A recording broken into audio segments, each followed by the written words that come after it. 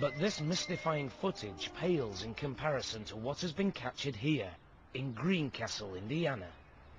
This weird tale begins with these two men, Guy Winters and Terry Lambert. For years, Guy and Terry have heard rumours about a haunted mansion on the outskirts of town. People would see the ghost of a female, an apparition that would drift down the lane that led to this old house. Intrigued, the men decide to investigate the deserted house with their own cameras. This is the actual videotape from that unforgettable night. The storm was going, lightning crashing. Lightning like I've never seen. It was like dripping plastic out of the sky. Really strange. And in the clump of trees there was this big two-story old brick mansion, abandoned, kind of dilapidated looking. Unaware of what awaits them, Guy and Terry go inside.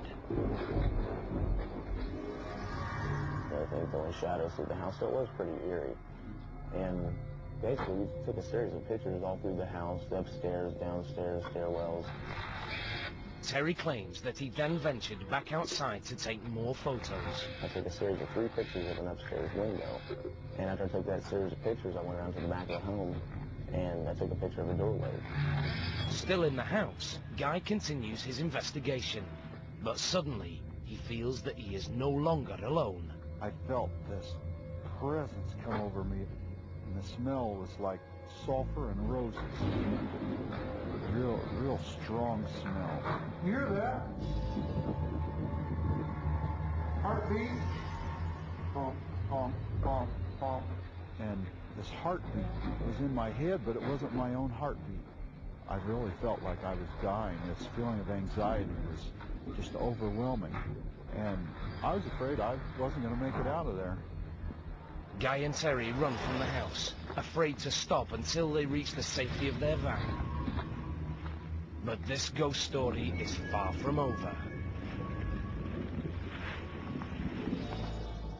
When Terry develops the film from his still camera, he's shocked by what he sees.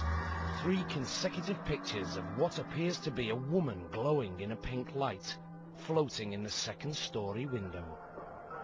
Another pink shape is captured at the back door. Pretty much, it blew me away, I have to say. I've never seen anything like that on film. Could this be the ghost of Greencastle, or merely a photographic abnormality? To find out, Guy and Terry showed the pictures to their friend, photo expert Mick Orman. What is in the picture came from the negatives. It's very interesting and a little unnerving. Next, these mysterious images were analyzed by a computer graphics expert, Sean Dempsey.